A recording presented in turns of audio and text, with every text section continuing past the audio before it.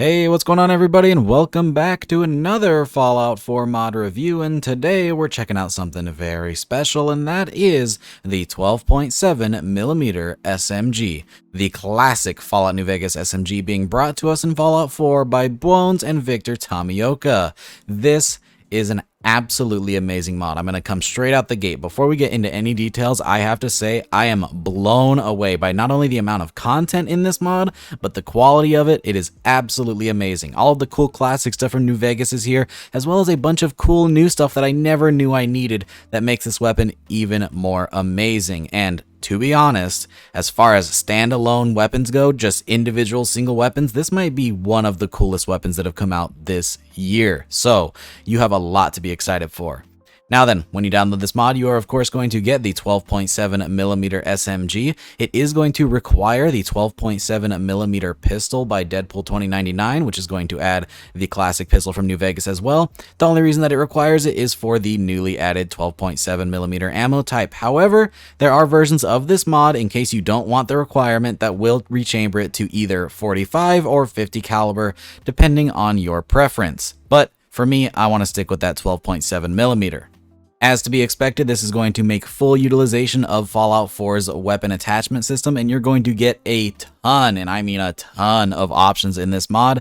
You're going to be able to convert this to many different types of SMGs or carbines, or pretty much anything you could dream of that you could think could possibly go on this weapon, and even a little bit more. This weapon does of course come with custom animations, and boy does it have a lot of them. There are so many different types of magazines and grips included in this mod that there are a ton of animations that also come to fit with those new grips and magazines, etc. So you really do get to see this weapon used a lot of different ways, which is awesome, as it adds a lot of life and character to this weapon that makes it stand out from the other weapons in the Fallout 4 modding scene.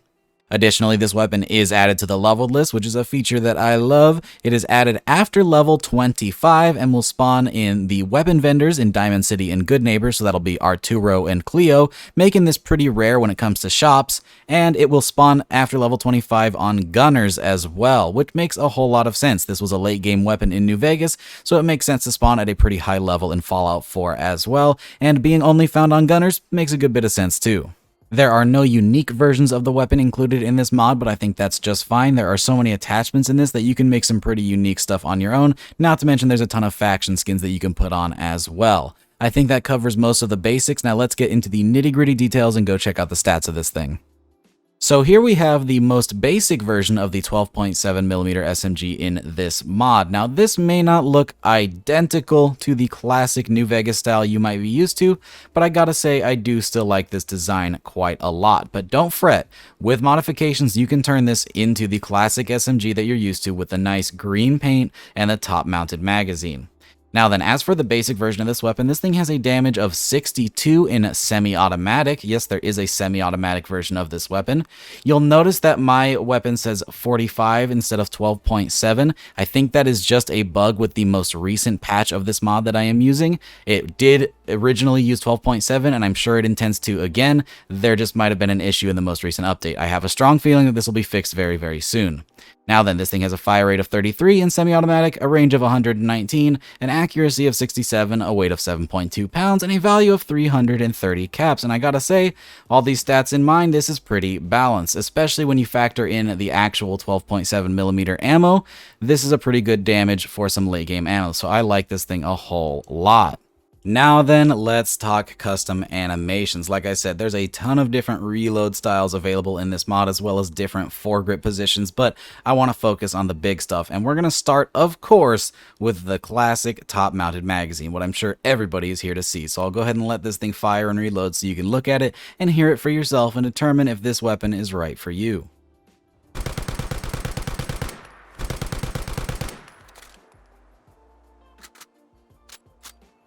Absolutely beautiful animation, very clean. I believe this uses the vanilla 10mm pistol sounds for its firing sounds, which works just fine for this weapon. And I gotta say I like this thing a lot, but it doesn't end there. We also have other reload styles. If you don't like the top mounted mag or you want something a bit quicker, we also have a pretty standard mag that looks a lot like the Chris Vector and does make use of some of its animations.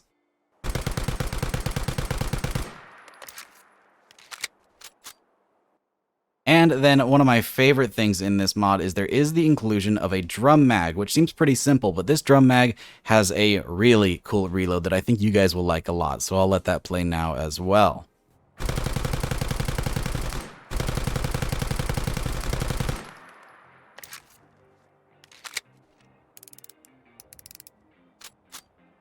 The actual twisting of the drum magazine is just a nice little touch that I love so very much that adds a lot of character to this weapon. This is awesome. Now then, of course, with a weapon as feature-rich as this, we need to talk about all of the attachments over at the weapons workbench. Now, of course, you could do a basic configuration, or you can go all out and give this thing an extended barrel and stock and a crazy cool suppressor. We have the really cool wood furniture. If you want a classic style, you can throw on some Institute paint job and make this a little more sci-fi futuristic. You can turn this thing into a straight-up DMR if you so please. You can go for the classic New Vegas look, or you can even deck this thing out as an amazing-looking Raider weapon. There is some awesome stuff going on in this mod, so let's check out every single attachment, starting with the most basic version of this gun. Let's go to the receivers. These receivers are pretty much exactly what you'd expect, standard up through advanced, giving you a maximum semi-auto damage of 108, and with powerful automatic, you get the maximum full auto damage of 71. Pretty decent. For barrels, we have the stub barrel, the short barrel, the makeshift barrel, which is what appears to be some parts of an AK or SVD foregrip that have been made into a longer barrel with some zip ties. Looks absolutely crazy, but perfect for a Raider style weapon. The long barrel looks a little bit more manufactured and pre-war, and then the marksman barrel is going to give you some cool wood furniture. For the grip, we have the makeshift grip, which is some more of that gross wood with some blue tape. We've got the comfort grip, the standard grip, which has that nice little attached piece to the magwell, and then the sharpshooter's grip, which had some cool wood furniture as well. For stocks, we have a good bit of stock options, starting with no stock, of course. The handmade stock, and something I really appreciate here, is it would have been so easy just to use the Nuka World version of the shovel stock, but they went out of their way to make their own custom stock, which is really cool, lots of effort, and definitely makes for a nice, unique design. We also have a folded version of not only this stock, but many of the stocks included. We have the wood stock here, which is a nice wood stock, and there's a folded version of that as well. The light stock, which is a pretty cool looking skeletal stock design, which could potentially fold over, but there is no folded version of this one. We have the full stock, which looks really, really cool. More wood furniture, a nice cheek rest, perfect for some marksman modifications, and there's a folded version of this as well. And then the marksman stock, which looks a lot like the combat rifle tactical stock or the recoil compensating stock, but again, rather than just reusing that asset, they went out of their way to make a whole new one that looks very lore friendly and features the really cool colors on this weapon as well. And of course, there is a folded version of that. And then we have the recoil compensating stock, which has a really nice big boxy look, looks pretty modern and futuristic. I could definitely see this being used with the Institute paint. And of course, there's a folded version of that one as well. Lots of cool stocks in this mod, something you wouldn't expect since the original one had no stock at all, but these are pretty cool. For the foregrip, we have some cool options as well. The light foregrip gives you this nice, sleek profile. The improved foregrip turns that into wood. The makeshift foregrip, which is probably one of my favorite parts of this entire mod, adds this really awesome, scrappy, welded together barrel with a cool blade jutting out. Perfect for a Raider. I love this. The standard foregrip is going to give you that classic New Vegas look. The marksman foregrip is going to give you even more wood furniture, and the bladed foregrip is going to provide that same bladed style, but in a little bit more of an advanced look rather than all of the junky Raider stuff, though I do much prefer this. For magazines, we have the small magazine, the small quick eject mag, the medium mag, and the medium quick eject mag, the large mag, and the large quick eject mag, the top loaded mag, which is definitely my favorite configuration, and of course, that really cool drum magazine. Then for sights, we have a ton of sight options, or rather, we have a ton of scope options. I forgot, they're separated in this mod. For sights, this is only going to handle the iron sights. You have the makeshift sight, the standard iron sight, and the improved sight, which looks a little bit like the combat shotgun ring sight. But again, new model, no reuse of assets here. For the scopes, this is where we have a ton of stuff. We've got the option for no scope, the handmade reflex sight, which uses a cool handmade mount and what appears to be some sort of a cheap flashlight, the regular standard reflex sight, which uses the factory mount with a cool new reflex design, the short scope, the combat recon scope, the handmade medium scope, which brings back that handmade mount and appears to use an even bigger flashlight this time around for a cool new scope. And then we also have a short night vision scope, a medium night vision scope, a medium scope, a short recon scope, and a medium recon scope. And what's really cool is they added new recon scope models that aren't in the vanilla game, and I really like this one. Looks super neat. For the muzzles, we have the option for no muzzle, of course, a compensator, a muzzle brake, a handmade suppressor, a regular suppressor, and a covered suppressor, so you can choose which aesthetic you prefer, which is pretty neat. And then finally, we do have some different skins for the metal material specifically.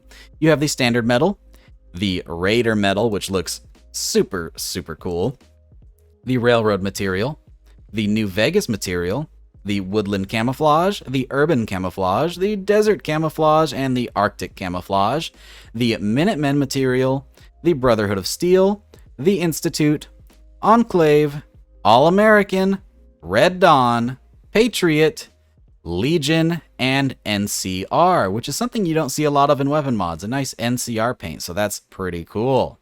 Alright, and now then it is of course time for our damage test. We'll be running 3 tests today, the pretty standard setup for us. We'll be testing the standard version of the weapon with no attachments and no perks, then we'll be testing a fully upgraded version in semi-auto, and a fully upgraded version in full auto, again with no perks, just to see how the weapon performs on its own, both in the early game and in the late game. Now then, let's see how we do with the standard version of this weapon. Something that's going to really hinder us is the very small magazine size of only 8. But this is the standard version of the weapon where we can't use any attachments. So let's go ahead and see how it does. And to be honest, not too bad. We do have to reload, but in only 2 more shots, making for a total of only 10 bullets, that Deathclaw is down. Pretty good for that 12.7mm ammunition. Now then, let's see how we do with a fully upgraded semi-auto version with 108 damage per shot. And as to be expected with fully upgraded parts, that one goes down in half as many bullets, using only 5 in semi-automatic, so pretty cool. Now then, for full auto, it's definitely going to take more bullets to kill, but what is the time to kill going to be, since it is going to have a much faster fire rate? I guess we'll just have to see. And as to be expected, it goes down very fast, using only 9 bullets, but going down much faster than the other ones because we are able to sling out lead at a much faster rate. So definitely worth full auto if you have a surplus of ammunition. Definitely a really cool and very functional weapon. Now that is the 12.7mm SMG by Bwones. This is an absolutely amazing weapon. This is by far a staple in my load order. Bwones is known for making some really cool stuff, and they already have some weapons that are absolute staples in my load order, but I gotta say I think this one takes the cake. This is by far one of their best pieces of work so far. Awesome stuff, and I can't wait to see what they do next. If you want to try this mod out for yourself, it will be linked down in the description below. And with that, I hope you guys enjoyed the video. If you did, don't forget to drop a rating. Consider subscribing if you haven't already for more videos just like this. Big shout out to all of my patrons for supporting every single video. And of course, a very special thank you to all of my tier 3 patrons: Astro, Captain Chaos, Helljumper, Indecisive Wolf, Jackie Noid, Cushy, Moonlit Gamer, Feed, and Youth RC. If you want to support the channel through Patreon, it will be linked down in the description below, but it is completely optional. Thanks again for watching, guys, and I hope to see you in the next one. Peace!